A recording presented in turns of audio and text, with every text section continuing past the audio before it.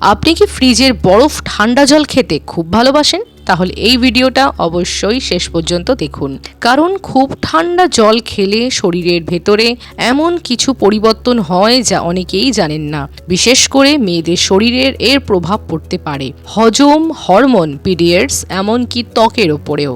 তাহলে সত্যি কি ঠান্ডা জল শরীরের ক্ষতি করে? আজকের ভিডিওটাতে আমরা পুরো সত্যটা জানবো। শরীরের তাপমাত্রার ওপর প্রভাব। আমাদের শরীরের স্বাভাবিক তাপমাত্রা প্রায় 37 ডিগ্রি সেন্টিগ্রেড। যখন আমরা খুব ঠান্ডা জল খাই তখন শরীরকে সেই জলকে গরম করতে হয়।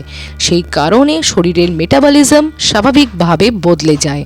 শরীরের ভেতরের হঠাৎ ঠান্ডা প্রবেশ করলে রক্তনালীগুলো কিছুটা সংকুচিত হয়ে যায় এবং শরীরকে আবার স্বাভাবিক অবস্থায় ফিরতে সময় লাগে। হজমের ওপর প্রভাব। খাবারের সাথে ঠান্ডা জল খেলে হজম প্রক্রিয়ার ওপর বড় প্রভাব পড়তে পারে, কারণ ঠান্ডা জল খেলে পেটে থাকা তেল ও ফ্যাটকে শক্ত করে দেয়, ফলে খাবার ভাঙতে সময় বেশি লাগে।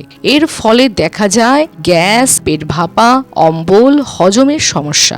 গলা ও শ্বাসনালীর ওপর প্রভাব। বারবার খুব ঠান্ডা জল খেলে গলার ভেতরের মিউকাস বা কফ জমতে পারে, ফলে অনেক সময় দেখা যায় সর্দি, কাশি, গলা ব্যথা, টনসিলস সমস্যা।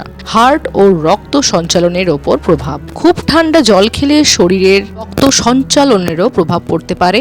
ঠান্ডা জল রক্তনালীগুলোকে কিছুটা সংকুচিত করে, এর ফলে অনেক সময় মাথা ব্যথা, মাথা ঘোরা, হঠাৎ দুর্বলতা দেখা যায়।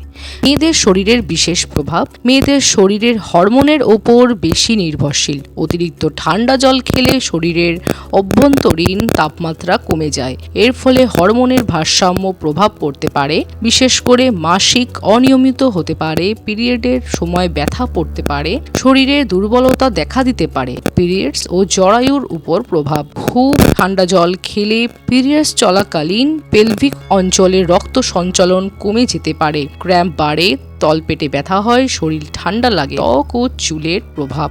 রক্ত সঞ্চালনের কমে গেলে ত্বক ও চুলের উপর প্রভাব পড়তে পারে। এর ফলে ত্বক ফ্যাকাশে হয়ে যেতে পারে, চুল পড়া বাড়তে পারে, ত্বকের উজ্জ্বলতা কমে যেতে পারে। যোগ ও ব্যায়ামের ওপর ঠান্ডা জল। যোগ বা ব্যায়ামের পর শরীর খুব গরম থাকে, এই সময় হঠাৎ ঠান্ডা জল খেলে পেটে ক্র্যাম্পস, মাথা ঘোরা, হজমের সমস্যা হতে পারে। তাই ব্যায়ামের পর স্বাভাবিক তাপমাত্রায় জল পান করা ভালো। সঠিকভাবে জল খাওয়ার নিয়ম। সুস্থ থাকতে কিছু সহজ নিয়ম মেনে চলুন। খুব বেশি ঠান্ডা জল না খাওয়া, খাবারের সাথে বরফ জল না খাওয়া, ধীরে ধীরে জল খাওয়া, স্বাভাবিক তাপমাত্রায় জল পান করা। ভিডিওটি ভালো লাগলে লাইক করুন, বন্ধুদের সাথে শেয়ার করুন, আর সুস্থ ও যোগ সম্পর্কে এমন আরো ভিডিও পেতে যোগা স্টার চ্যানেলকে সাবস্ক্রাইব করতে ভুলবেন না।